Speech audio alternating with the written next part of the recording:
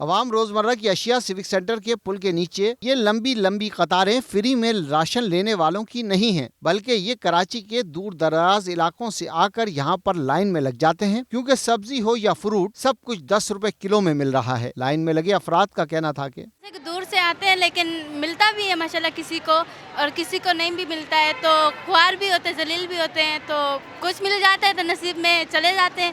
نہیں تو نہیں ملتا تو پھر صبح آ جاتے ہیں۔ میں یہی کہنا چاہتی ہوں کہ یہ عوام کے حالات جو آپ دیکھ رہے ہیں کس طرح کے ہیں، ہر کوئی انسان بھوکا پیاسا مر رہا ہے، راشن کے لیے کتنا پریشان ہو رہا ہے، تو یہی زیادہ سے زیادہ گزارش ہے کہ اللہ پاک نے جن کو اتنا کچھ دیا ہے تو پلیز غریبوں کی مدد کرے جتنا ہو سکے۔ ہم 3 بجے سے ابھی تک کچھ ملا نہیں ہے۔ اچھا پروگرام ہے، میں یہاں پہ آیا ہوں، فرسٹ ٹائم آیا ہوں، انشاءاللہ بھی دیکھتے ہیں کیا کچھ ملتا ہے، تو ماشاءاللہ جو بھی ہے بہت اچھا ہے غریبوں کے لیے۔ جو مل جائے گا لے کے جائیں گے بس، اور کیا،